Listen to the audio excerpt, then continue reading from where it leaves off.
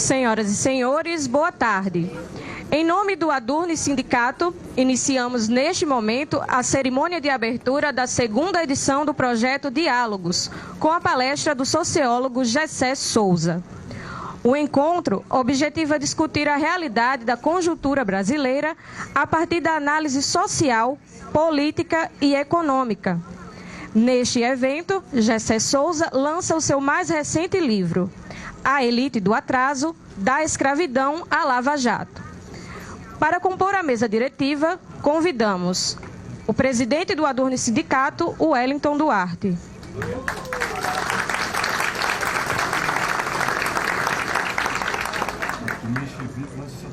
O presidente do Conselho Administrativo da Cooperativa Cultural Universitária, Alex Galeno.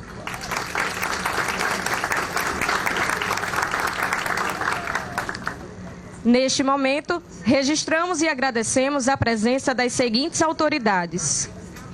Professora Maria Arlete Duarte, diretora do Centro de Ciências Sociais Aplicadas da UFRN. George Câmara, presidente do PCdoB de Natal. André Horta, secretário de Tributação do Estado do Rio Grande do Norte. Ângela Lobo, vice-presidente da Atens UFRN. Olavo Ataíde, representante do gabinete da senadora Fátima Bezerra. Fátima Viana, diretora do Sindipetro RN. Ouviremos agora o presidente do Conselho Administrativo da Cooperativa Cultural Universitária, Alex Galeno.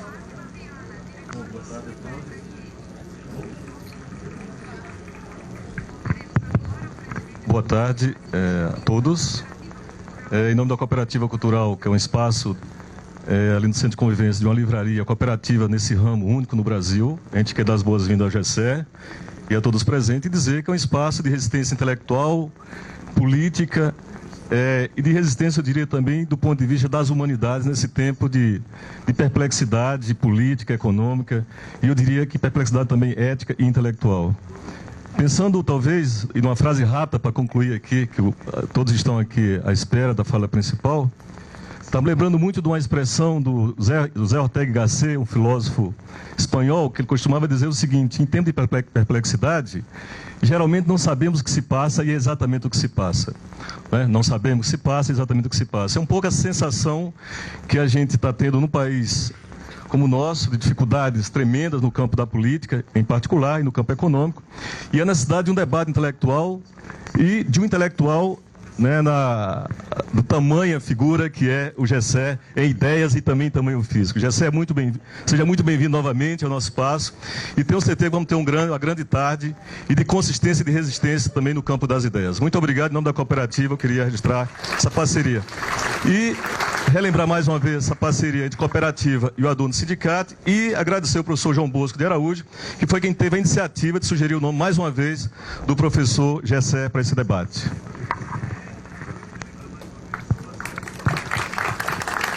Passamos a palavra para o presidente do Adurne Sindicato, Wellington Duarte. Boa tarde a todos e todas. Farei como Alex, né, telegráfico, para que a verdadeira estrela da tarde tenha a oportunidade de debater conosco o objeto do livro dele. O Adurne Sindicato, nesse projeto de diálogo, junto com a cooperativa, tem tido a ousadia de trazer pessoas como Gessé, que é do nosso campo, do campo do estudo, da academia, mas que dialoga com todos os segmentos da sociedade.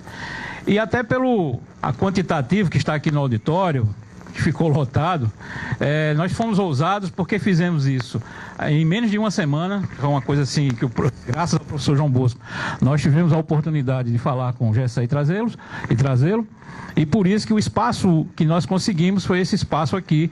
Por isso que nós pedimos desculpa pela lotação esgotada e pelo fato de algumas pessoas estarem em pé. Mas é assim que hoje o movimento sindical trabalha. Ele trabalha por demanda e a gente tem que fazer isso. E lembrando também que dentro desse projeto, na próxima terça-feira, Gessé e Alex, Tânia Bacelar também veio ao projeto Diálogos, que será aqui no vizinho nosso Centro de Ciências Sociais Aplicadas. Então, o nosso sindicato, ele é, eu diria, atrevido nesse sentido, de trazer personalidades para que a academia e a sociedade possam ter um espaço maior, inclusive para construir uma frente de luta contra o que nós estamos passando. Inclusive, o Adunte Sindicato confeccionou este adesivo de carro, que é exatamente a expressão do perigo que nós estamos vivendo, né? Nós hoje estamos aqui graças ao esforço do Centro de Educação, mas também nós temos agora, a partir desse momento, de colaborar, inclusive, com os eventos que estão sendo realizados dentro da universidade. Regredimos 20 anos, sim, porque nós estamos vivenciando o que existia do governo de Fernando Henrique Cardoso. A estrutura da universidade já está nessa situação. Por isso que não é alarmismo, não é exagero da nossa parte, mas estamos vivenciando isso. De qualquer forma, o Adunte Sindicato continua nessa nossa empreitada. Nós temos o Na Trilha da Democracia, o Diálogos, e desejo a todos que tenham uma grande tarde com o GECE, e vamos continuar chamando mais gente para dialogar, para construir da nossa academia e fora dela a resistência a esses tempos sombrios que nós estamos vivendo, a resistência ao golpe. Obrigado. Agradecemos a presença dos componentes da mesa diretiva e convidamos o professor Alex Galeno a ocupar lugar no auditório para assistir à continuidade da programação.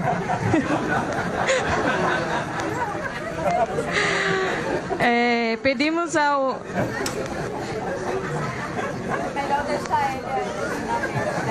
Pedimos ao professor Wellington Duarte que, por gentileza, faça a apresentação do nosso convidado.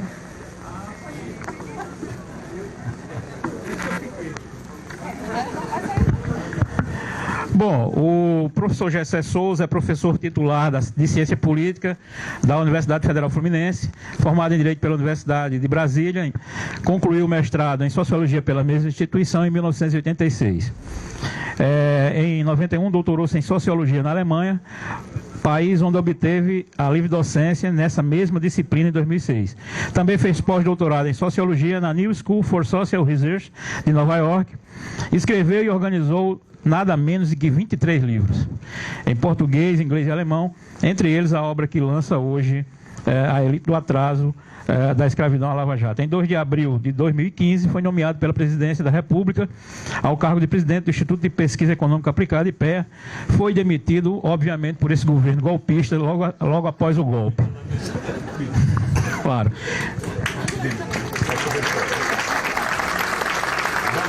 Então, convidamos o professor Gessé.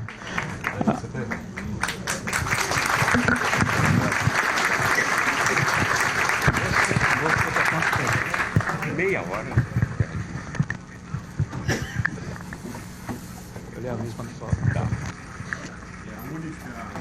A única ressalva que eu faço a essa simpática do Wellington fazer, eu pedi demissão, isso é muito diferente.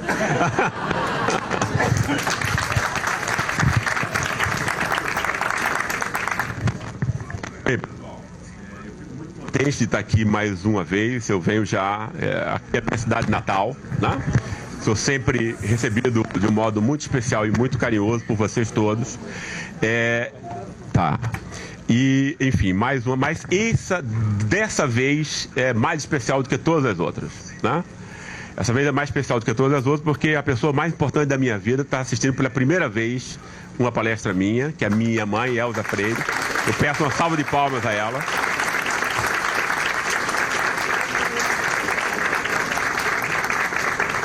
E é quem eu devo todas as coisas que eu pude obter fazer na vida. Oi? O microfone? Desculpa. Vamos lá. A ambição desse livro, ela não é pequena. Eu ia brincar com vocês um pouco, mas enfim, ela não é pequena. O que eu tentei fazer nesse livro foi reinterpretar o Brasil, né?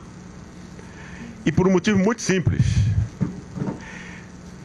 O Brasil foi, até hoje, muito mal interpretado, né? A prova é exatamente o que nós estamos vivenciando agora, né? Ou seja, os seres humanos não são abelhas nem são formigas. a formiga e a abelha recebem um DNA genético e o seu comportamento não muda em 1 milhão de anos, né? Os seres humanos, né? A principal singularidade dos seres humanos, né? Que eles não têm DNA para antever o seu comportamento, e o comportamento humano, quer a gente saiba disso ou não, e normalmente a gente não sabe disso. A coisa mais importante na nossa vida, a gente não sabe, né? Os seres humanos têm o seu comportamento determinado por ideias, né? A gente faz o que faz porque a gente se deixa esclarecer ou se deixa enganar por ideias, né? Então, nós estamos na situação que nós estamos, né? Antes de tudo, porque nós fomos guiados até hoje por ideias falsas. Esse é o ponto, né? Então, não é simplesmente para tirar onda que eu fiz esse esforço, ou seja, né? Refazer essa interpretação, mas porque a que nós temos hoje, e a que é hegemônica entre nós, nos levou aonde nós estamos, né? Ou seja, nos levou na injustiça, na desigualdade, na fome, na miséria, né? No roubo, na fraude institucional que nós estamos vivenciando hoje. Isso tem a ver com ideias que foram montadas aqui, que foram construídas aqui, né? E que, infelizmente, são ideias que são hegemônicas na direita e na esquerda até hoje, né? O que explica também, né, o fato de que a esquerda sempre foi ingênua o bastante de se deixar abater por golpes de Estado sucessivos, tem a ver com ideias. Esse é o ponto principal, né? O nosso comportamento, o que a gente faz ou deixa de fazer, é motivado por ideias, né? Eu digo isso dessa forma, né? Porque, enfim, o capitalismo, por razões que não vem ao caso aqui, nos põe nos faz esquecer desse elemento ideal, do mesmo modo como nos faz esquecer do elemento moral, que é extremamente importante para a vida de cada um. A gente não percebe nem o mundo ideal, nem o mundo moral que nos guia. A gente só vê dinheiro e poder e coisas que tenham materialidade, né? Isso tem a ver com a nossa época histórica, não é isso? Né? Agora, as ideias são importantes, né? Que ideias são essas que nos fizeram de imbecis já há 100 anos, né? E nos levaram a esse estado que nós estamos hoje? Que ideias são essas e quem as construiu? Quem as articulou e quem pagou por elas? Né? Esse é o ponto que eu acho interessante que a gente discuta, e foi o que eu tentei discutir nesse último livro.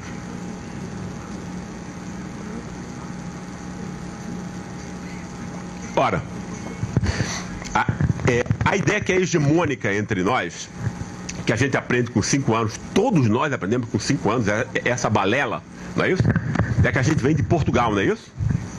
É ou não é? Ou alguém aprendeu alguma outra coisa na escola? Não é isso? A gente vem de Portugal, é uma mentira, é uma balela, como a gente vai ver a seguir, não é isso? E essa balela tem o fato, quer dizer, traz consigo não só o fato de que, né, nós somos assim, uma espécie de continuação de Portugal, mas de uma continuação de Portugal montada a partir da corrupção, né? A gente herda o gene da corrupção em Portugal, e um gene que se hospeda num lugar muito específico chamado Estado, não é isso? O tema do patrimonialismo, né? E que esse é o grande mal da nação brasileira, etc, etc, né? É isso que a gente aprende desde 5 anos, e depois é isso que a gente aprende nas universidades até hoje, né? Essa é a leitura hegemônica, né? É a leitura que vai formar não só os meninos e as meninas do país inteiro, como é a leitura também que vai formar todas as elites jurídicas, das relações, das ciências sociais, da engenharia e tal, todas elas vão ser montadas por essa bobagem, por essa mentira, né? É bobagem e é mentira, né? Primeiro, por que é bobagem, né? Ora, é bobagem porque o tema da transmissão cultural não se dá pelo sangue, né? Não é por uma picada de mosquito, né? Nem é também por conta de uma chuva. Não é uma chuva que dá, nem a gente pega pelo ar. Não é assim que se dá a transmissão cultural, embora o leigo pense que seja assim, né? Claro, aí a pessoa pensa, se meu avô é italiano, eu sou italiano, né? Uma balela, depende, né? Se as condições sociais forem outras, você só tem o sangue do seu avô italiano. Nada mais do que isso, né? A transmissão cultural se dá pela eficácia, pela força cotidiana da ação de instituições, tá? E não pelo sangue. Não é isso? Qual era a instituição central, fundante, que influenciou e estimulou todas as outras no Brasil a partir do ano de 1532? A escravidão. Não é isso? Não? A escravidão não existia em Portugal, a não ser de modo extremamente marginal. Não?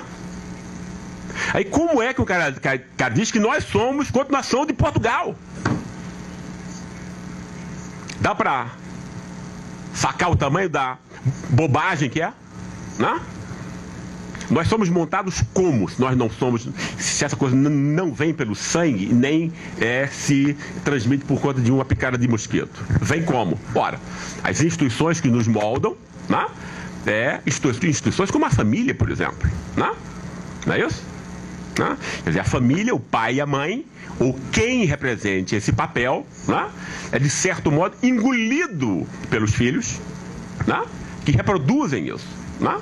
Aí não é só o jeito de andar do pai, que uma criança de 2 ou 3 anos imita perfeitamente, que a gente fica rindo, brincando, né? Não é só isso, né? É toda uma visão de mundo, né? Não é isso? É todo uma construção de privilégios ou de ausência deles. Aonde estão os privilégios que a família transmite? Olha, uma família que transmite disciplina, autocontrole, né? Pensamento prospectivo, autoconfiança, etc. Né? Capacidade de concentração, né? Mas se você viu o seu pai lendo, etc., ou a sua mãe contando histórias cheias de fantasias para você vai estimular o amor à leitura, né? O seu hábito à leitura. Quando chegar na escola, você já vai estar formado, você já vai ser um campeão disso. Né? Os seres humanos são montados desse modo. Né? Afeto, o amor, no fundo. Né? O amor dos filhos pelo pai e pela mãe, né? Faz com que ele se monte como... É claro que se é uma família que não transmite nada disso, como são as famílias dos nossos pobres, nossos muito pobres, 40% dos brasileiros não tem uma família assim, né? Tem uma família monoparental, né? Uma mãe, 4, 5 maridos, né? Cada um de um pai. Não é isso? Quer dizer, enfrentando todas as dificuldades sem estímulos para a escola, né? Por isso essa classe toda sai como analfabeta funcional depois. Né? Ou seja, família, escola é pré-requisito para o mercado de trabalho. Isso aqui é uma classe social. Classe social não é a renda que você só recebe quando você é adulto. É a história do adulto, é a pré-história desse adulto. Somos quem nós somos, né? Algumas classes com carências absurdas e outras classes com privilégios, etc. Né? E a escravidão aqui montou um tipo de família muito, muito específico. Né? A família das nossas classes excluídas, que é a família dos ex-escravos, continua do mesmo modo. Né? É a não família, é a família desestruturada, é a família abandonada, desprezada, humilhada. né? Que cumpre trabalhos que o escravo doméstico cumpria 500 anos atrás, cumpre exatamente a mesma coisa, né? Lava a casa da classe média, cuida dos filhos, né? Faz a comida, né? Você rouba a preço vil, né? Esse tempo precioso, né? Condena uma classe inteira à eterna miséria, né? E usa o seu tempo livre para outras coisas, para se investir em outras coisas, etc. Não é isso? Né? Ou seja, a escravidão continuou até hoje, né? Aonde importa, né? Aí a gente diz que a gente vem de Portugal, pelo amor de Deus, né? Portugal não tem nada a ver com isso. Coitado de Portugal, né? As pessoas eram portugueses, de repente, que estavam comandando esse processo, falavam português, mas não tem nada a ver com Portugal aqui, né? O senhor de terras e engenhos não tinha ninguém acima dele aqui. Em Portugal tinha. A igreja estava acima desse pessoal todo. O rei estava acima desse pessoal todo. Tinham leis que eram aplicáveis a eles. Aqui não tinha nenhuma lei que era aplicável a eles. Era o mandonismo. Ou seja, essa elite vem daí, né? A elite que faz o que faz hoje em dia, pega o petróleo, né? Dá para os americanos e franceses e fica com a parte dele no bolso e nos nega o futuro, né? É uma elite que fazia a mesma coisa 500 anos atrás, né? A elite portuguesa não faz isso, não. A elite alemã não faz isso, não. A francesa também não. A elite chinesa também não. Ela comemora cada ano o aumento do salário do trabalhador médio chinês, né? De onde vem a nossa elite? De onde vem nossos excluídos, então, né? Portugal não tem nada a ver com isso. É uma bobagem, né? É uma bobagem, né? A gente tem que dar o nome que as coisas são e dessacralizar esse tipo de coisa. Eu digo as coisas desse modo para tirar a aura de sagrado dessas coisas, né? Que são ditos, né? Que foram um pseudo suposto conhecimento criado pelas nossas vacas sagradas, os grandes pensadores intelectuais que montaram essa história para o Brasil, não é isso? E que é uma mentira, não vale um centavo furado. Nos levaram a esse estado atual que nós estamos hoje. E esse pessoal é admirado pela direita e pela esquerda, não? Né?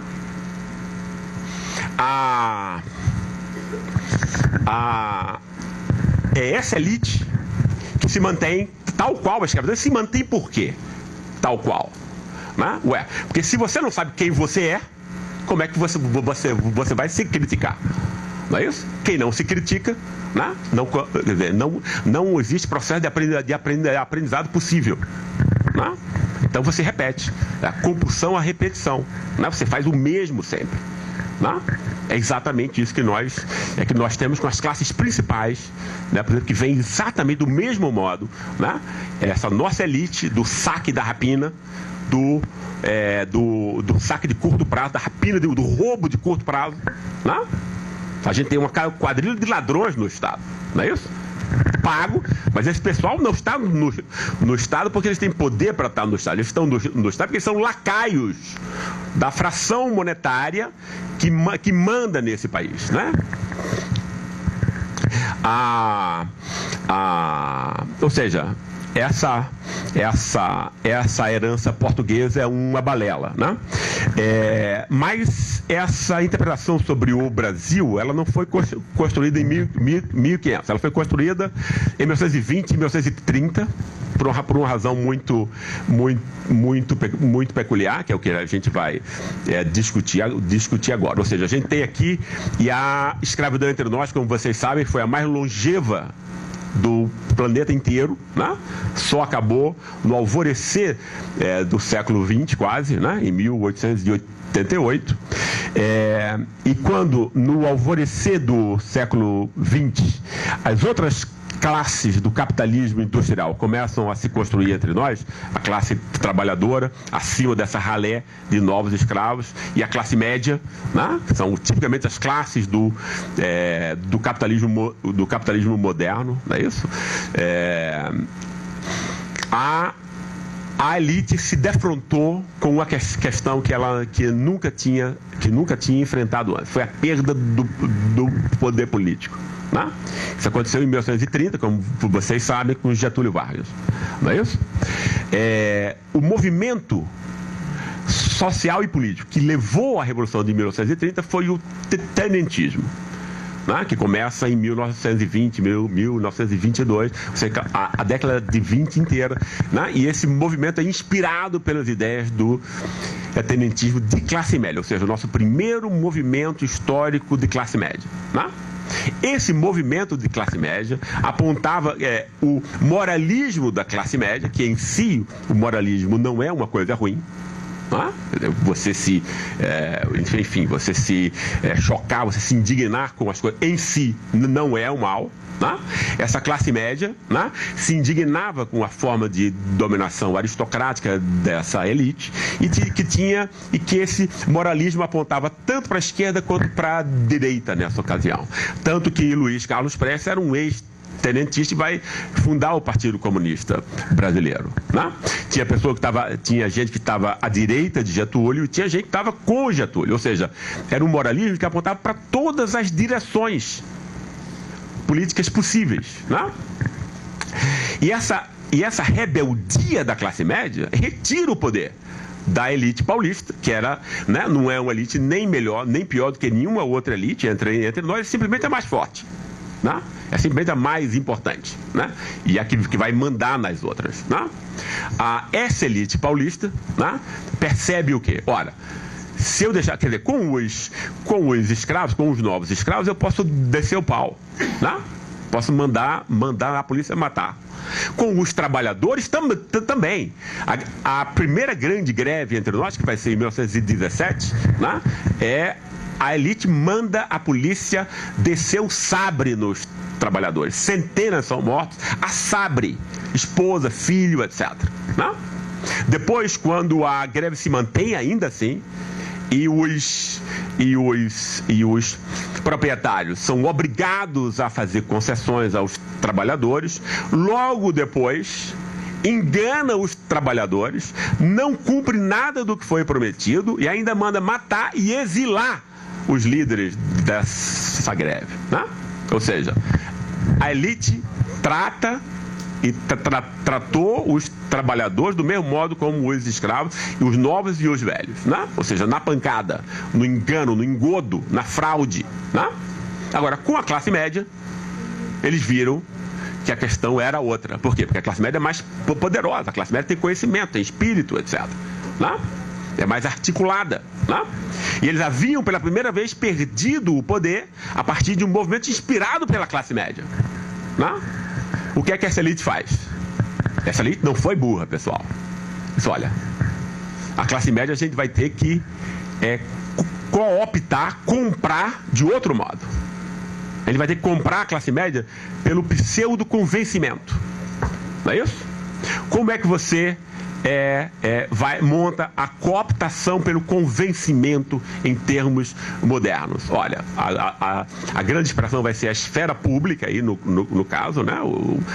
Os debates, a esfera das opiniões, e você que já tinha as fazendas do interior e as fábricas nas cidades, você constrói, ou seja, o poder material, a propriedade material, né? Você vai agora construir o quê? Construir um poder simbólico agora, né? Que poder simbólico é esse? Ou seja, você tem que construir fábricas agora, não de macarrão e de roupas e tal, mas fábricas de opiniões. Fábricas de opiniões. É isso que os grandes jornais, é isso que a imprensa é, né? Livrarias, editoras, etc. Você vai criar todo um campo, né? Que tem a ver com dinheiro, porque você precisa ter essas fábricas, é só gente de dinheiro que pode ter isso, né? E isso foi efetivamente construído em São Paulo do modo mais radical e consequente. Mas essa elite paulista, né, percebeu também, né, que os jornais e a imprensa, né, só distribuem opinião. A imprensa não cria as ideias que ela veicula.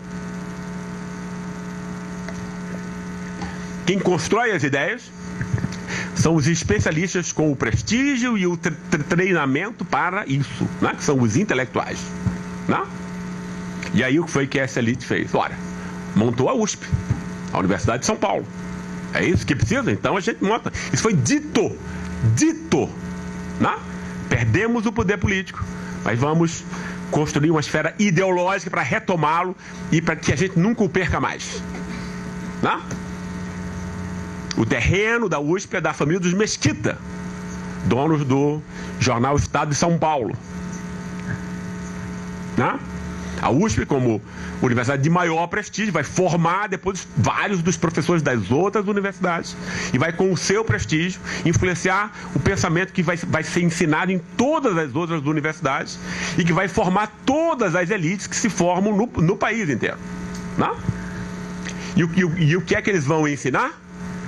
Eles vão ensinar agora uma perspectiva, uma interpretação e uma compreensão do Brasil de tal modo que a heterodoxia rebelde da classe média jamais aconteça de novo. Esse é o ponto central. Como você constrói isso? Não? Tem que construir ideias para engambelar, para enganar e não para esclarecer, como essa bobagem de que nós viemos de Portugal, né? E de que o nosso grande problema é a corrupção e a corrupção no Estado. Né? Você tem que fazer uma sociedade inteira, primeiro a classe média de imbecil, depois a sociedade inteira de imbecil. Né? Não é isso? Você tem que dominar o cérebro e as interpretações para depois chegar no bolso das pessoas e poder retirar o dinheiro que está no bolso delas de modo legítimo e legalizado. Né? Foi exatamente isso que essa elite fez. Jamais aconteceu outra heterodoxia entre nós, de nenhuma classe. A classe média vira capataz da elite, né? E entra sempre que a elite chama como tropa de choque dos interesses da elite, né? Que a oprime, né? Como hoje em dia. Os planos de saúde da classe média já aumentaram, alguns deles dobraram em pouco tempo. Por quê? Né? Você saiu à rua para defender os interesses dessa elite agora que acabou com a saúde pública, está acabando com todas as coisas, para que agora você pague agora, né, o suor do teu rosto, né, para que você possa ter saúde. E quem manda nisso agora são os bancos, né? Os planos de saúde são todos dos bancos, né? Então você assalta, né, o bolso de modo legalizado. Essa é a corrupção real. Né? A corrupção dos políticos e a corrupção dos tolos, dos feitos de imbecis. Não é isso? Porque é claro que há corrupção na política, né? Mas é a corrupção do lacaio, do aviãozinho do tráfico, que fica com 2 ou 3% do negócio. A boca de fumo, o assalto real, né? Oligopólio de comunicação e intermediação financeira. O roubo é deles. Né? A gente paga todo o orçamento. Né? Ninguém tem saúde, ninguém tem educação mais, não é isso? Né? Para pagar uma dívida pública que você não sabe como ela foi feita, nunca foi feita uma auditoria nessa dívida pública. Quem estuda a dívida pública no mundo sabe que a dívida pública é onde tem a roubalheira verdadeira, real, não é isso? A auditoria da dívida pública na Grécia, por exemplo, que inclusive teve que ser feita rapidamente, mas conseguiu ver que 40% eram títulos falsos. A dívida pública da Grécia foi diminuída em 40%. A nossa, se houvesse algo parecido, iria ser diminuída em 90%, 95%, porque é tudo roubo. Não? Quem conhece desse assunto sabe que foi Fernando Henrique Cardoso que na década de 20 pegou dívidas prescritas já, né? Como início desse processo até hoje. Né? Quem a estuda sabe que 98% dela é juro sobre juro, sem contrapartida. Né? Ou seja, é o assalto, o roubo mais canalha que existe. Né? Esse é o roubo. Isso é roubo. Né? Aí quando você diz que a corrupção está no Estado e que a elite poderosa está no Estado, é para que isso tudo fique invisível e a gente seja feito de imbecil e não veja o real, o que importa, e veja só o que é mera aparência, mera sobra. Né? Isso tudo foi construído por nossos grandes intelectuais. Né? Quem nos fez e nos faz de imbecis foram aqueles que a gente chama de grandes intérpretes e grandes intelectuais da sociedade brasileira. São dois os conceitos, né? Patrimonialismo de um lado, populismo do outro. Qual é o grande serviço que o patrimonialismo presta? Né? Distorcer completamente a base do poder real, dizer que é a elite do mal e que vampiriza a sociedade como um todo está no Estado. É uma mentira, né? É óbvia hoje em dia. Esses caras só recebem mala de dinheiro, são estafeta, né? Office boy, né? Todo mundo é comprado, né? E você torna invisível o quê? A elite real, o poder real, está no mercado, que captura o Estado para os seus interesses. Você inverte. Você simplesmente inverte. Não? A outra grande que foi inventada na USP, obviamente, por Sérgio Buarque, e depois com uma infinidade de epígonos, Fernando Henrique Cardoso, Raimundo Fauro, Roberto da Mata, né? E 99 entre 100 estrelas de cinema, né? O outro conceito é o conceito de populismo, né? É um conceito de uma maldade, de uma perversidade enorme. O que é que você diz? O que é inventado na USP também, né? Por Francisco Verfort, e depois também com uma história de glória entre nós, né? E sempre pessoas estão meio entre a direita e a esquerda, com um pé num e um pé na outra, né? O populismo diz que tudo que vem das classes populares é inconfiável, não é isso? Porque as classes populares não têm instrução, não é? Então você já estigmatiza o próprio princípio da soberania popular, não é isso? Então você já adianta que você pode tornar o princípio máximo das democracias modernas, que é a soberania popular, limitada, porque ela vem de pessoas que não têm, isso é dito nos jornais até hoje, o tempo inteiro, não é isso? E você faz uma maldade suplementar, que é essa estigmatização e criminalização de tudo que vem do pobre, né? Está ligada ao líder, a liderança dos pobres e das lideranças populares também, porque ela já vem desde o começo, então, a suposição de que ele é manipulador da ingenuidade e da inocência desses pobres, não é isso? E a nossa história, nesses últimos 100 anos, desde que a elite comprou a intelectualidade, o poder simbólico entre nós, né? E comprar um intelectual não é só por dinheiro, como vocês bem sabem. Não é isso? Não é só. Às vezes acontece isso, né? Entende? Né? Agora, você compra um intelectual pelos mecanismos de consagração, a vaidade, né?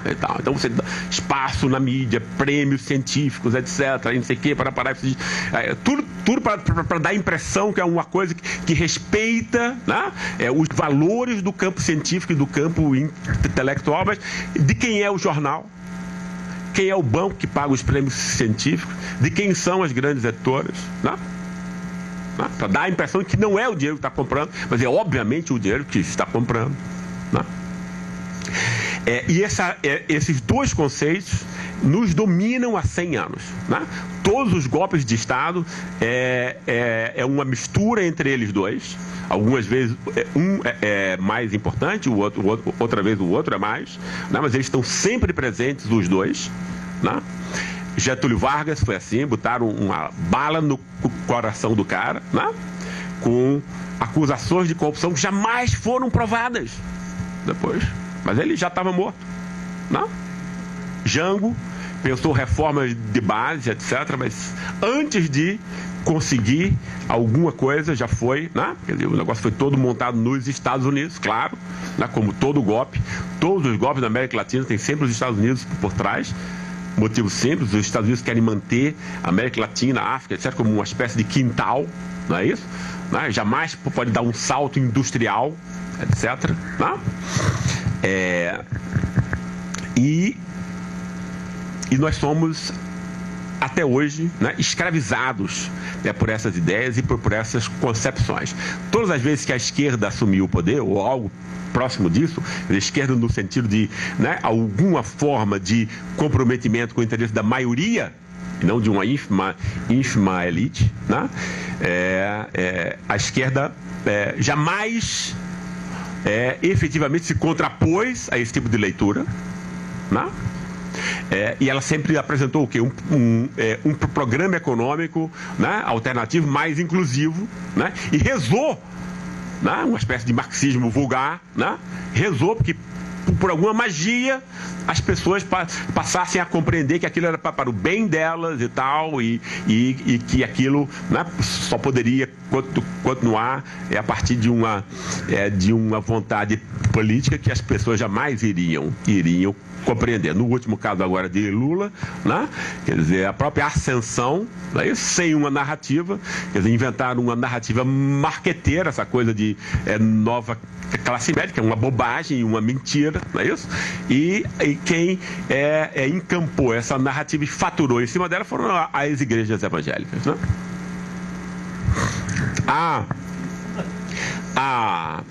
Ou seja, a esquerda jamais teve uma compreensão alternativa sobre a história do Brasil, sobre a sociedade brasileira, né? E esse foi o meu desafio nesse livro, né? Reconstruir essa história, né?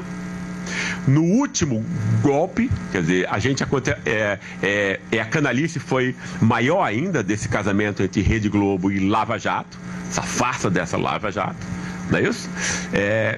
Foi pior ainda, porque não só envolveu essa fraude do patrimonialismo, da corrupção só da política, não é isso? E do populismo, mas houve um ataque que foi maior e mais fundo ainda, que é, no fundo, para mim, a causa mais profunda desse marasmo, desse jeito passivo e atarantado como nós todos estamos nesse instante agora. Que foi, não só, como antes, a criminalização pontual da política para expulsar o seu inimigo de classe do Estado, né? Mas a criminalização e a estigmatização da própria demanda da igualdade social entre nós. Esse ponto me parece de importância transcendental, né? Senão a gente não compreende nada do que está acontecendo agora. Como isso foi feito? Ora,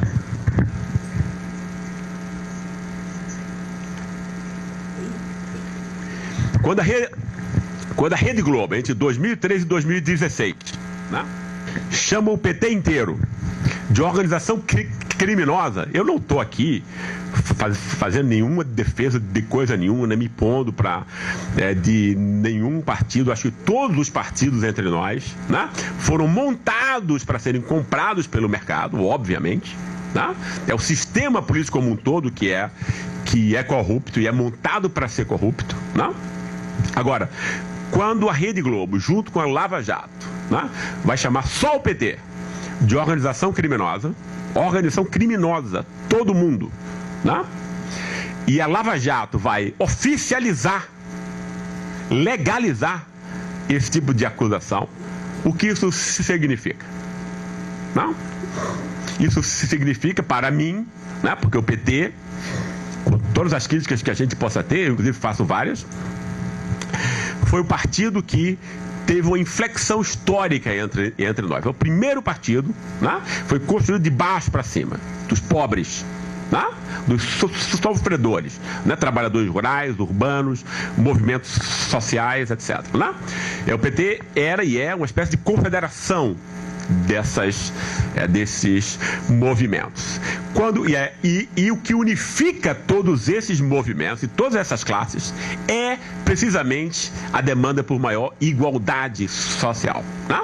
Princípio do que vem desde o cristianismo, obviamente, foi secularizado de uma forma política, né? Quando você diz que esse pessoal todo estava ali só para, né, quer dizer, a demanda, o valor da igualdade como maior valor cristão, né? Ele foi reduzido pela Rede Globo e pela Lava Jato a instrumento para o saque no Estado, né? Ou seja, ao invés de ser um fim em si, ele foi percebido isso, e esse veneno midiático diário foi lançado 400 vezes, 24 horas ao dia na cabeça de todas as pessoas, né? De tal modo que todo mundo acreditasse nisso, né? Em todas as classes, inclusive nas classes populares, não é? O que isso acontece? O que acontece com o princípio da igualdade, no caso? Não é? aliás, o que é que acontece com o ressentimento e a raiva justa que os excluídos sentem, né, por serem excluídos e injustiçados? Se eles não têm mais a demanda política da igualdade, que é racional, expressa racionalmente como uma demanda política, né? Quando você corta isso, você criminaliza isso, estigmatiza isso, né? Você tem apenas o quê? O ressentimento e a raiva em estado puro, não é? É ou não é? Né? Quem é que incorpora, representa o ressentimento e a raiva em estado puro entre nós? Jair Bolsonaro, ou não? Né? Claro, né? Não é isso? Quem vota em Lula, a segunda opção é Bolsonaro. Né? Nas classes populares também. Não é isso? Ou seja, a Rede Globo e a Lava Jato, o golpe atual, foram muito mais canalhas do que todos os outros golpes anteriores. Né? Esse pessoal tem que pagar por isso um dia. Né? Eles reduziram a demanda, eles envenenaram a demanda pela igualdade social enquanto tal,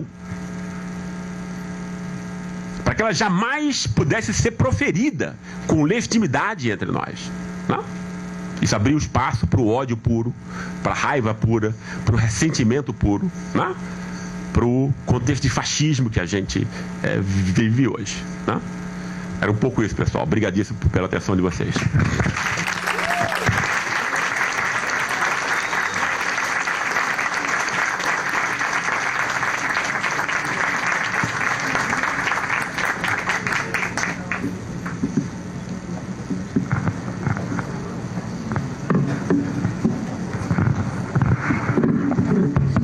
Bom, pessoal, antes de abrirmos o debate, Gessé, eu quero registrar a presença aqui de Fernando Mineiro, deputado estadual do PT do Rio Grande do Norte. Moacir Soares, diretor de comunicação da CTB-RN. E José Teixeira, representante da CUT-RN. Está sendo colocada uma lista.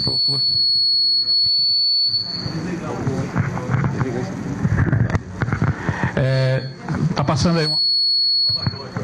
Está passando uma lista aí. Que nós, ao final do debate, nós vamos sortear 5 livros. Opa. Então, aquelas pessoas que não assinaram ainda. Ninguém assinou ainda.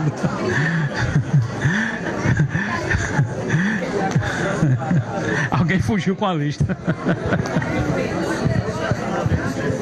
Então, pessoal, eu quero primeiro agradecer a Gessé pela exposição, muito instigante, e colocar para vocês, como forma de debate,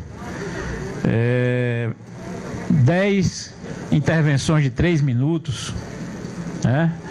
E essas 10 intervenções seriam em 2 blocos de 5, ou então as 10 de uma vez. Eu prefiro 2 blocos de 5 para que você possa...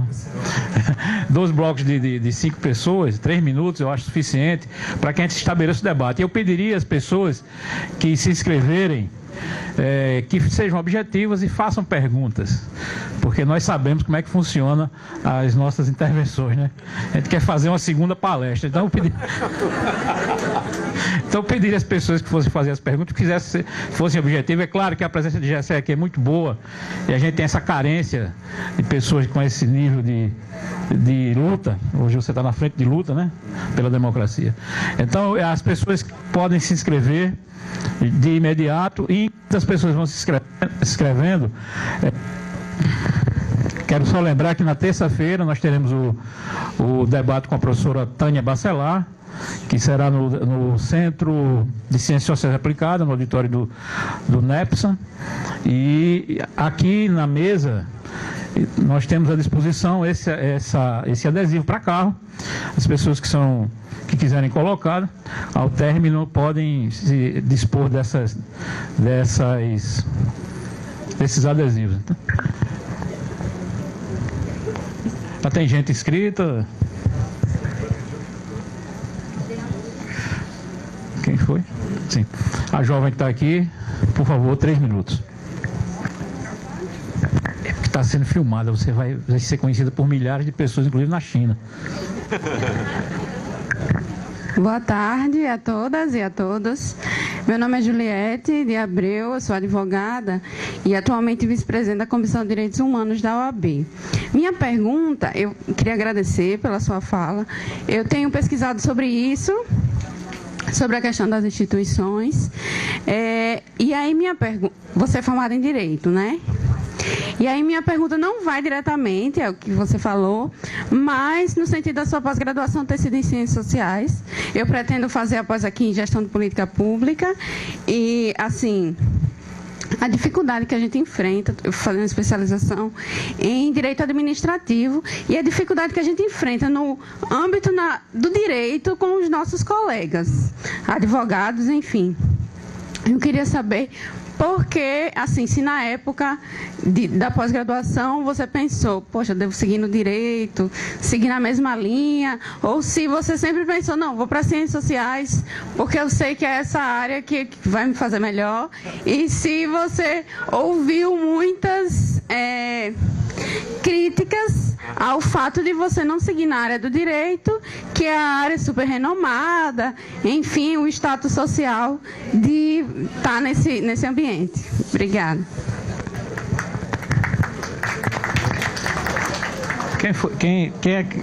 Quem foi o segundo inscrito? Geraldo Magela. Professor Geraldo Magela. Geraldo, que está gravando. Está gravando, Geraldo. Se você falar dele, ninguém vai escutar, não. O pessoal lá da China não vai. Cadê a frequência? Eternizar sua alma, Geraldo. Olha o Oscar Wilde aqui, ó. Sua beleza eterna.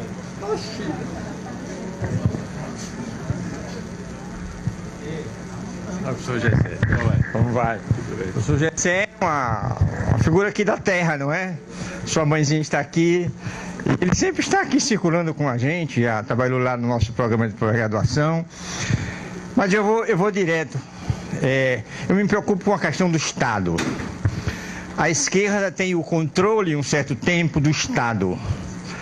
No exemplo agora, o presidente Lula, o presidente Dilma e os grupos de esquerda, de uma forma ou de outra, estiveram administrando essa grande estrutura no Brasil, que você faz agora uma crítica muito procedente, não é? Que se desvia, não é, para o Estado toda a responsabilidade do caos de comando que historicamente o Brasil sofre, especialmente as classes populares. Então a minha pergunta é: o que fazer do Estado? Voltando à esquerda, um dia esse Estado continua-se um discurso liberal? É isso mesmo? A democracia, o liberalismo, nada. Se assaltava, por exemplo, as lojas e os palácios. É isso mesmo? É dessa forma que se deve tratar.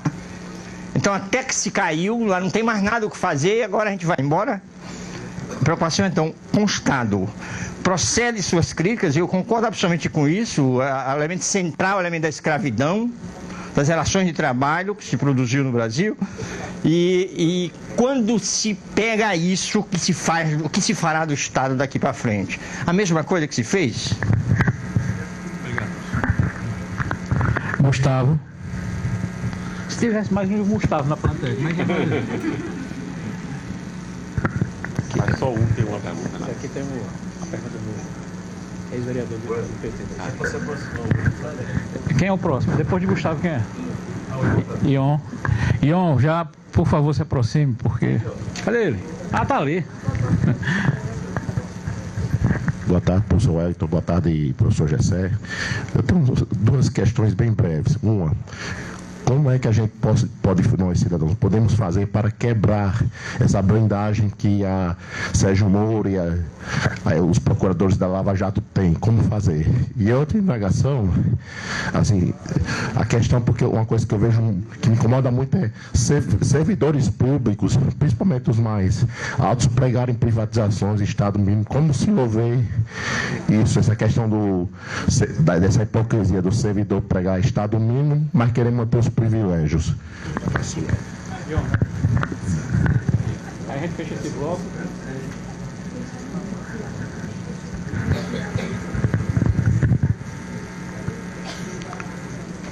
Professor Jessé, professor Wellington, minha pergunta ela vai no sentido de aprofundar um pouco dessa percepção que o senhor trouxe aqui para nós,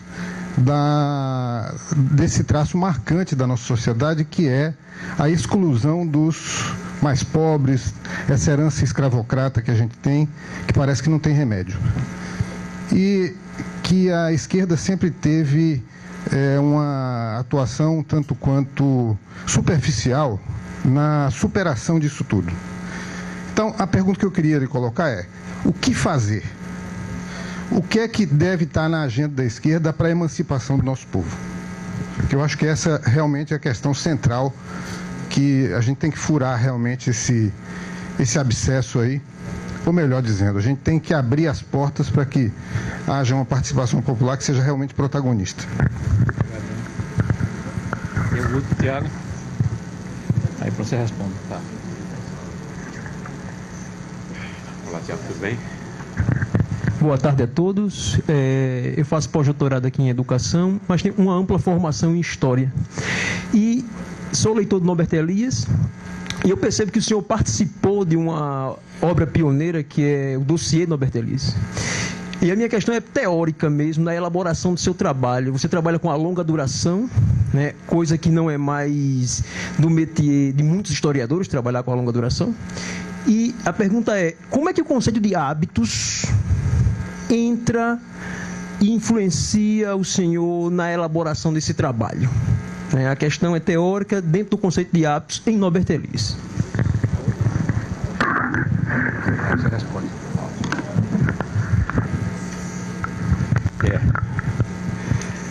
Duas questões são, quer dizer, a maior parte é política, mas tem duas questões que são, tem uma que é biográfica, não é isso? Veja bem, efetivamente, quando eu saí do direito para sociologia, foi um negócio assim, tipo, eu via, por exemplo, lá na UNB, inclusive era uma turma que tinha, veja bem, tinha Eugênio Aragão, tinha Joaquim Barbosa, tinha Raquel agora, que era Raquelzinha, era super, né? Era discreta e tal, e era super magrinha e tal. Enfim, tinha uma série de gente hoje que está aqui na vida política. E eu achava o que mais me enojava no meio jurídico era o servilismo, a bajulação e o puxa-saquismo e tal, né? Eu lembro tinha o Moreira Alves, na época ele era ministro do Supremo Tribunal e tal, e aí era um negócio assim, vinham 25 numa perna, 25 na outra perna, o cara mal subia a escada, né? Eu disse, meu Deus, isso deve ser uma coisa horrorosa você tá, né? Quer dizer, você não pode ter a opinião própria, a opinião do seu chefe. Eu ficava imaginando esse tipo de coisa, né? Então ele tive até oportunidades de um emprego com 22 anos, né, que eu iria ganhar muito, muito mais, né? Enfim, mas eu achava que era uma vida que não valeria a pena e tal. Eu acho que eu fiz certo nessa época. Mas ao mesmo tempo, veja bem, os meus amigos hoje, a maior parte dos melhores amigos que eu tenho hoje na luta política, inclusive, são juristas. Entende? Não? Ou seja, de algum modo é possível, muitos conseguiram, etc. Né? Entende? Então, não acho que seja uma... Você não precisa seguir o meu caminho. Né? Entende? Estado, o que fazer? Exatamente isso, né? Ou seja, o que a esquerda nunca refletiu sobre foi em que estado eu vou exercer, né? Eu vou montar esse meu programa. Outra questão que a esquerda nunca pensou foi em que sociedade, né? Entende? Né? Ou seja, se você não responde uma coisa nem outra, obviamente você não tem planejamento nenhum, né? Não? Você não sabe o que você está fazendo. Não? Você fica boiando sem direção ao sabor das correntes da conjuntura e tal. Não? Foi exatamente isso que aconteceu. Foi exatamente isso que aconteceu com o PT. Não? Não tinha planejamento claro, não sabia o que fazer, não? Foi ingênuo, não? Aparelhou os inimigos. Claro, você não vai. Não? Você imagina que a eleição para PGR deve ser respeitada como a de um conselho sindical da CUT, não? Entende? Obviamente, não? Claro, você não sabe o que é o Estado, não? Você não tem a menor ideia, não? Não é isso? Não? Quer dizer, e você acha que a Rede Globo é sua TV? Pronto, aí, né? Aí fica difícil. Demorou muito tempo até, né? Se você acha essas duas coisas, demorou muito tempo até no poder, né? Entende? Porque é claro que você pode entrar, é claro que você tem que fazer compromissos de classe, né? Eu teria feito a carta aos brasileiros, com qualquer coisa que seja. Diga aos bancos o que eu devo querer ver aí, e assinava e tal. Claro, porque você não esquece, senão você não teria nem sido eleito, né, se você foi derrubado. Agora imagine um contexto desse, né? Você sequer teria a oportunidade. Agora, no poder, né? No poder, com a caneta, não é isso? Né? Você não ter feito nada para endurecer o pescoço contra seus inimigos e achar que os seus inimigos eram seus amigos, é muita ingenuidade, né? Mas é uma ingenuidade que tem a ver com isso que a gente estava discutindo aqui, né?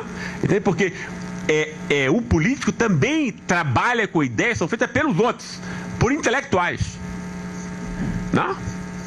Quase sempre, a não ser que seja um Lenin, né? Não sei o que, não é isso? Agora, quando você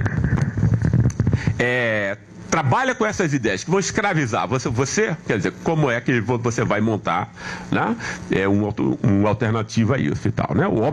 Obviamente eu acho que quer dizer, se montou um Estado agora que vai ser muito difícil, enfim, você detoná-lo de fora para dentro, né? Está muito pior agora do que jamais esteve, né?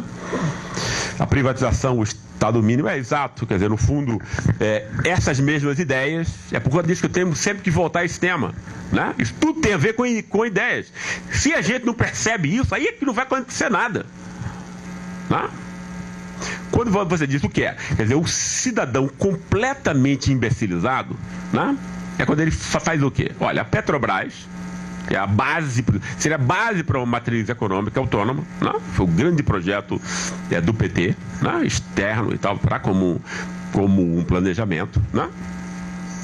Porque é comandada por políticos corruptos, não é isso? A gente tem que entregar logo para os estrangeiros que são gente honesta e boa, não é isso? É isso, claro. Esses caras diziam também que os americanos são o povo mais honesto do mundo, né?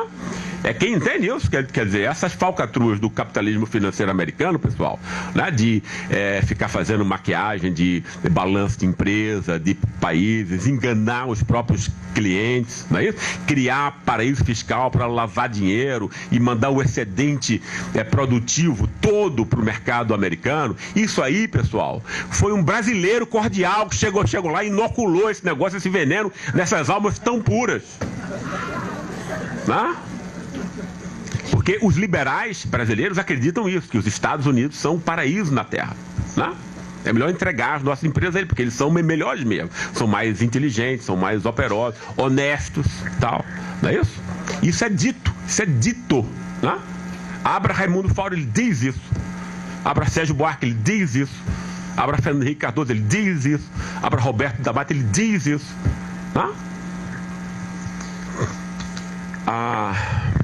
O que fazer? Essa questão é difícil, né? Aquela coisa mágica, aquela pergunta de 100 milhões de dólares, né? O que é que eu faço agora, né?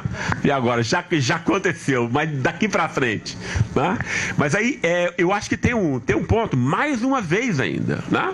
Tudo tem a ver com a oportunidade da gente se assenhorar no pensamento, no conceito da realidade, né? Eu acho extremamente importante a gente perceber, por exemplo, o que foi que a Lava Jato e a Globo realmente fizeram. Foi muito pior do que a gente costuma imaginar, né? Essa criminalização da noção de igualdade social, isso é um crime absurdo, né? Entende? Você no fundo pega a grande conquista do Ocidente, né? A grande conquista do Ocidente é a percepção, né? Da possibilidade de você ter aprendizados coletivos baseados na reflexão. Do que isso? Não tem nada mais importante do que isso, né? E você aí abortar esse processo, você torná-lo, né, impossível de ser realizado, né? Quer dizer, por exemplo, uma crítica à Rede Globo tem que ser encaminhada nesse sentido, né? Ou seja, se você não tem opiniões plurais, o que você tem é contrafação, manipulação, etc. Né? Entende? Quer dizer, você tem que dizer de quem é a culpa de Bolsonaro agora. Você tem que dizer quem é a culpa de ter ódio e tal agora. Não é isso? Não é isso? Porque os programas da Globo estão perguntando às pessoas agora por que é que os poderes estão estáveis. Você tem que dizer, foi vocês que montaram isso. Né? Claro, né? E tal. Quer dizer, eu acho que um diagnóstico acurado sobre o que está acontecendo é o ponto inicial, né? Entende? Quer dizer, e aí uma percepção a partir dessa questão, não é isso? E uma reconstrução de um instante novo, que é difícil, né? Por exemplo, eu estou morando em São Paulo agora e me convidaram, quer dizer, tem um movimento sobre, quer dizer, enfim, de vários agora de esquerda e tudo para. E o que o pessoal está pensando fazer de novo é um plano econômico alternativo, né? É uma piada isso, né? Entende? Não? É incrível o negócio. Você faz a mesma coisa sempre, né? Como se isso fosse, né? De per si, né? Refazer essa história. Então eu acho que a gente tem que pensar, antes de tudo, de forma diferente, né? Com critérios distintos e segundo uma hierarquia que não é a mesma que a gente pensava antes. A gente tem que aprender a pensar de repente, não é isso? Quer dizer, talvez efetivamente pela primeira vez, como nação, como sociedade e tal, né? Esse me parece ser o ponto principal. E nele, obviamente, não tem fórmula mágica, né? É isso, quer dizer, isso seria exatamente o que não deve ser feito, né? O conceito de hábitos, que é uma questão bem acadêmica, né? Às vezes até eu estou tanto na política agora que quando vem essas questões acadêmicas é estranho, né? Tem que retirar isso de algum outro lugar da cabeça, né? O hábitos, veja bem, eu uso obviamente a noção de hábitos muito mais no sentido bourdieusiano, mas quer dizer que iria ser muito complicado a gente tocar nisso agora, mas nesse livro, né, o Elias é extremamente importante para mim. Nesse livro, 2 pensadores são importantes para mim, 2 pensadores, enfim, das ciências sociais internacionais e não brasileiras, que são exatamente Norbert Elias por um lado e Habermas por outro, né? Por conta do tema da esfera pública e da esfera pública dominada pelo dinheiro, no nosso caso. Qual é a diferença? Porque, veja bem, o desafio que eu me vi contraposto nesse livro foi o quê? Foi como eu estava sendo forçado a explicar as grandes linhas do desenvolvimento brasileiro como um todo, né? E aí o que foi que eu pensei? Ora, essa leitura, a gente só tem no fundo uma leitura, né? Uma leitura que é hegemônica, não é isso?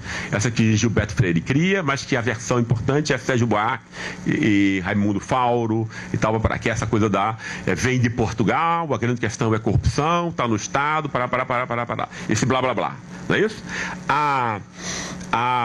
Essa leitura ela chegou a ser tão hegemônica entre nós, por quê? Ora, porque ela responde ao modo das grandes religiões, aquilo que todas as pessoas têm que são desafiadas a responder. Todos os indivíduos e todas as sociedades são desafiadas a responder. Que questões são essas? De onde nós viemos? Quem nós somos? Para onde nós provavelmente vamos? Né? Todas as grandes religiões, para angariar fiéis, tinham que responder essas questões. Né? Isso é tão importante para os seres humanos como um prato de comida. Se a gente não percebe isso, a gente não entende nada do mundo nem da vida. Né? Não é isso? A gente precisa disso. Né? E tanto que a gente aceita, inclusive, a explicação mais abstrusa, como essa que a gente aceitou. Né? Entende? Por quê? Porque ela respondeu a isso. Né? A única resposta, a única interpretação totalizante que nós temos, a gente tem 1000 outras, né? Não é isso? Mas a única totalizante que nós temos é essa, né? E aí eu me vi contraposto ao desafio de quê? Tentar mostrar isso tudo tem a ver com essa noção de transmissão cultural via DNA, via sangue, etc. e tal, para dizer, você pega a coisa do senso comum, né? Envenena o seu aporte científico a partir delas, todo o pressuposto é de senso comum, não é isso? E dá uma aparência de cientificidade aos conceitos. Foi isso que esse pessoal fez. E aí eu me vi contraposto a qual desafio? Ora, mostrar que todas as coisas que acontecem aqui têm a ver com ou a processos de aprendizado ou a ausência de processos de aprendizado pelo método comparativo, que é assim que se deve explicar a história humana, né? A gente age de um modo, é porque a gente não aprendeu como se age de um modo melhor. Não é isso? Né? Cerceamento de processo de aprendizado coletivo. É assim que a história funciona. E eu usei Habermas, né, por um lado, para isso, para mostrar o quê? Como a classe média entre nós é imbecilizada, porque ela não é imbecilizada num país como a Alemanha. Né? Ela não é imbecilizada na Escandinávia. Né? Entende? Quer dizer, como é que você consegue construir uma classe média de imbecis? Né? E depois uma sociedade inteira. Isso é uma questão. Né? Como isso se monta? Né? Quer dizer, Habermas me ajudou nisso. Né? Elias foi extremamente importante para mostrar o quê? Como a escravidão se mantém entre nós, né? E por que nós somos filhos dela. E o que é que significa ser filho da escravidão, né? E Elias, né, é o cara que ele vai mostrar o quê? Ele vai mostrar que o aprendizado democrático efetivo, que a gente chama de a grande fonte moral do Ocidente, ele acontece na Europa só. Não é nos Estados Unidos, por exemplo. Né? Os Estados Unidos é um país quase tão canalha como o Brasil. Né? Mais ainda, porque é muito, muito rico. Né? Teria tudo para ser.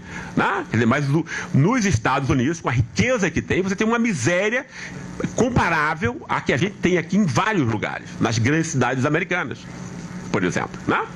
Não é isso? Um país onde a criminalidade é alta, a violência é alta. Não é isso? Por que isso acontece? Porque é um país que teve, em grande medida, uma influência escravocrata muito grande. Né? E por que a ausência ou a presença da influência da escravidão é tão importante? No raciocínio de Elias, a Europa democrática começa quando ela rompe com a escravidão do mundo antigo. Né? Por que esse rompimento é tão importante? Ora, porque porque o escravo é o não gente. Né? Todo racismo, e racismo não é só de raça. Isso é uma coisa que complica e atrapalha o pensamento. Racismo é toda vez quando você traça uma distinção ontológica entre gente e não gente. Não é isso? Né? Quando você considera não gente, né? É coisa. Né? Então você não se condói com a dor e com o sofrimento do outro. Se você não se condói com a dor e o sofrimento do outro, você não aprende moralmente, né, a sentir a dor que o outro sente como se dor sua pudesse ser. Né? A escravidão impede esse processo de aprendizado. Né? Se você não tem esse processo de aprendizado, você não tem, né, uma entronização de uma dimensão moral dentro de você, que Freud chamaria de superego, não é isso? Que vai causar vergonha, remorso, etc. Toda vez que você é um canalha, não é isso? Não? Não? Nas sociedades escravocratas você pode ser canalha sem remorso. Basicamente é isso, né? Que é o que a nossa classe média é, né? Existe uma matança indiscriminada de pobres entre nós. 60 mil pobres são mortos nas grandes cidades brasileiras, né? A maior parte pela polícia. Não é culpa da polícia. A polícia não faria isso se não fosse aplaudido pela classe média e pela elite, né? Mata-se, como houve aqui no Rio Grande do Norte, matança de inocentes nas prisões, né? Ninguém se incomodou, muita gente aplaudiu, né? Pessoas indefesas, algumas sem nenhuma culpa, não é isso? Ou seja, não importa, você não sente remorso, não sente vergonha disso. O que Elias mostra no princípio da civilização é exatamente isso. Quando você rompe isso, mesmo que seja alguém que seja menos do que você socialmente, você começa a sentir a alteridade, não é isso? E aí o sentimento, a sensibilidade, a dor do outro passa a poder ser representada na sua consciência. Se você tem isso, você tem um caminho para a democracia. Se você não tem isso, você tem o Brasil. Não?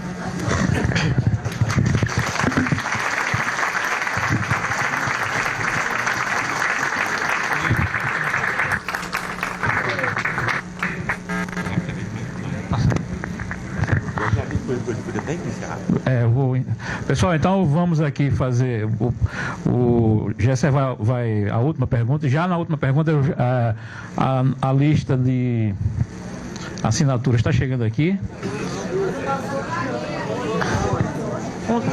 Até às 20 horas a gente vai resolver esse problema. Mas ela está vindo até aqui para a gente proceder o sorteio, e o companheiro Gessé vai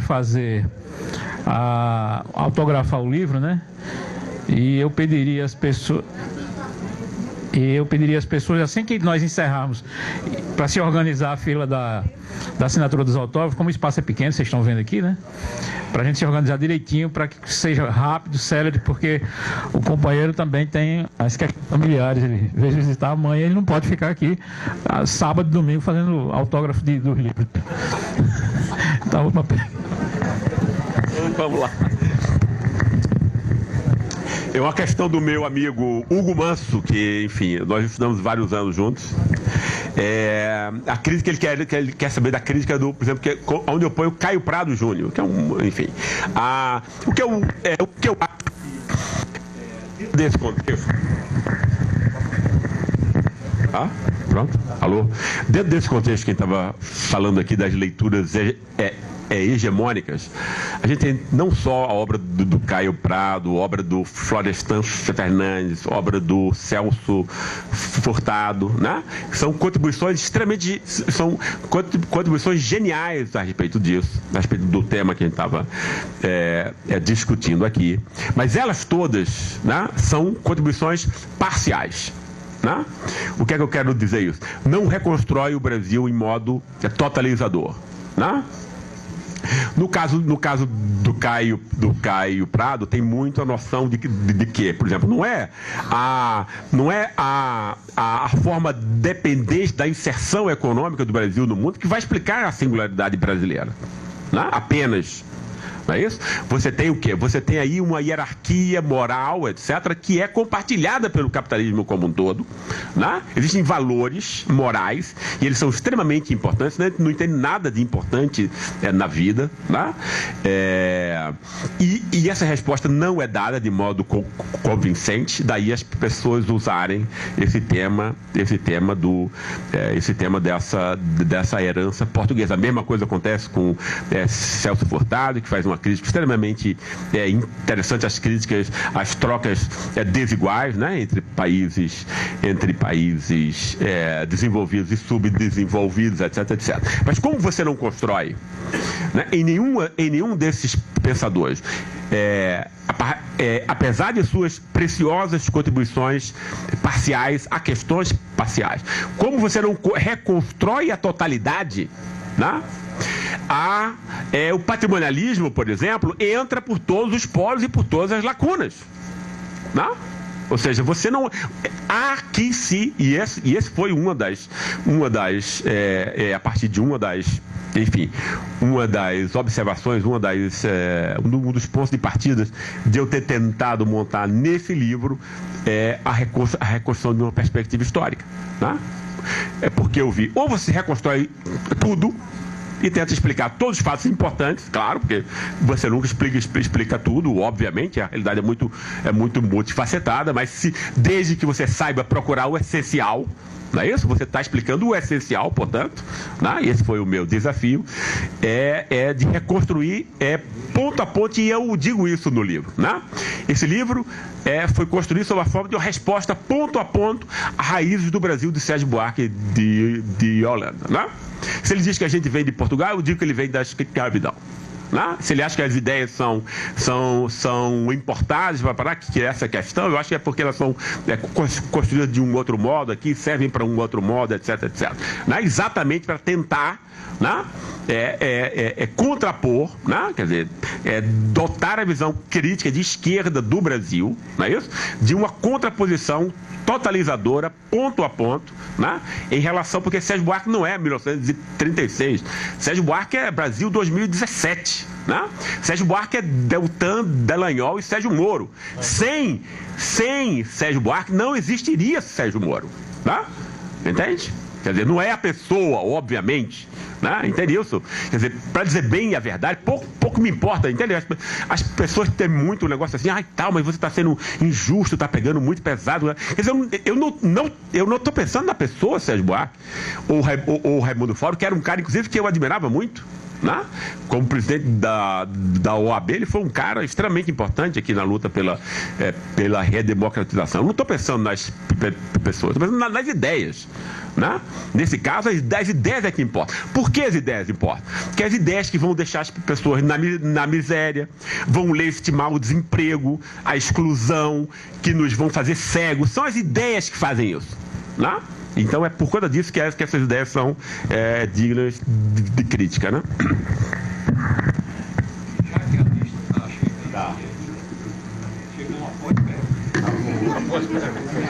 Que é pós-verdade. Então eu vou dar uma pós-resposta.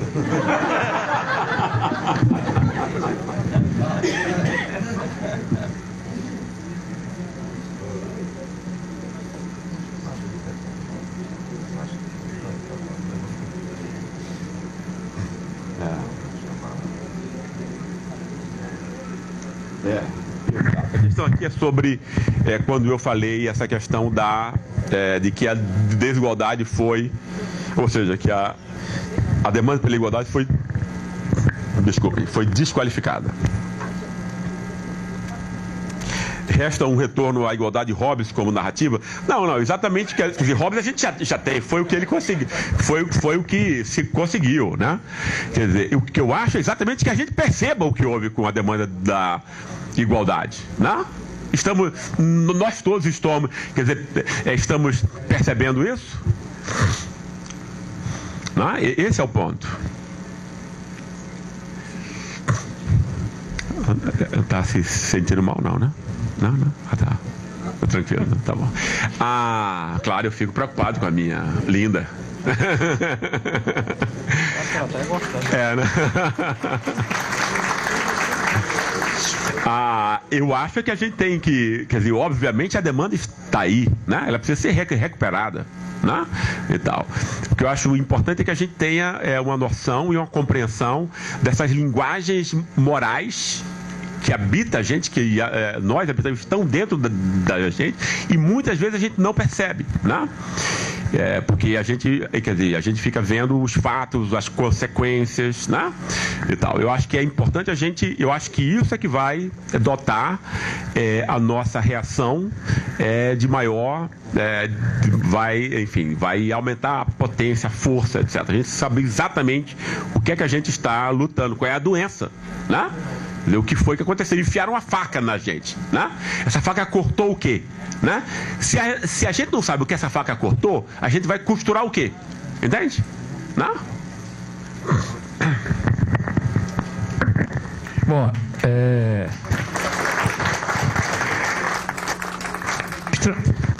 o jeitinho que pega. Registramos também a presença de Carlos Araújo, presidente da Associação dos Juristas Potiguares pela Democracia e Cidadania.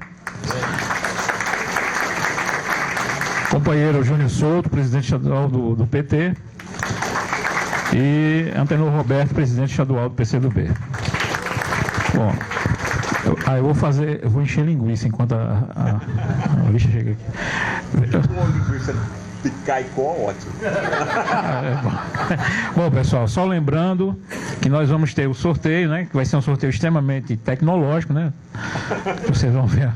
E na terça-feira nós convidamos vocês a participarem do evento com a professora Tânia Bacelar. Na ocasião nós vamos fazer uma homenagem à professora Tânia pelo histórico de vida, pela luta em defesa das demandas do Nordeste, né? Será aqui no auditório do NEPSA, no Centro de Ciências Sociais Aplicadas.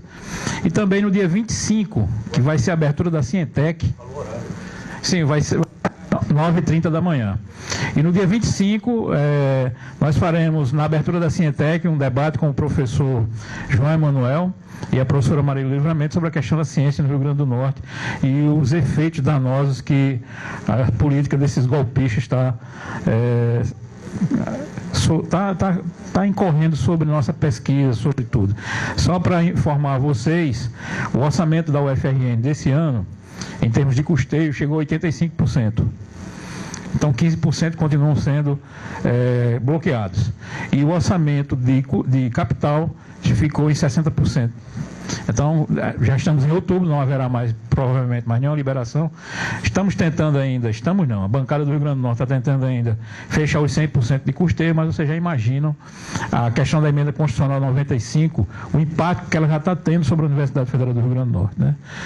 Todos os programas estão tendo seus recursos diminuídos, todas as ações da universidade, e obviamente que no ano que vem nós teremos, com certeza, piores indicadores do que esse ano, até porque essa redução será cada vez mais drástica e também apontando para 20 anos de disputas orçamentárias internas entre os entes federados. Então, vocês já percebam que nos próximos 20 anos, se nós não tomarmos nenhuma posição, não fizermos qualquer coisa contra isso, ficaremos à míngua e teremos que lutar muito para reverter esse quadro.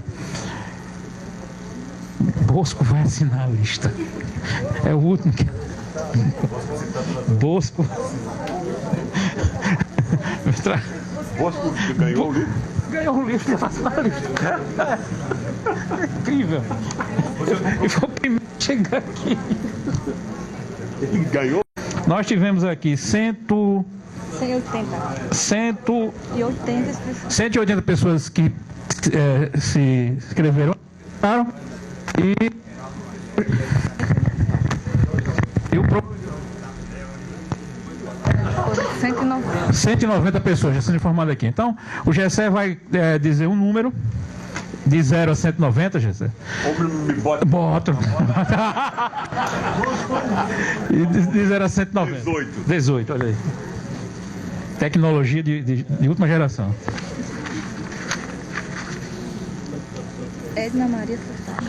Edna Maria Furtado. Mas olha só. Aqui.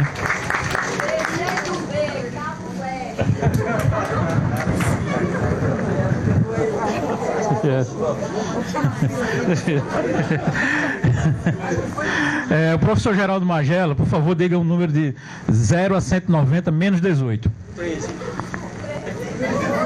Fábio Henrique Lima de Almeida. Fábio Henrique Lima de Almeida.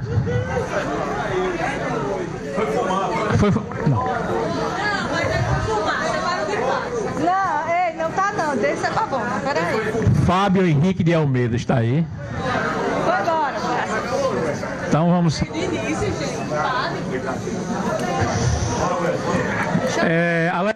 Por favor, de 0 a 190, menos o seu.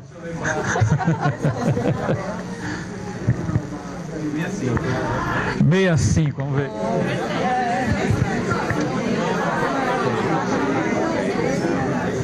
Fátima Maria B. de Moraes.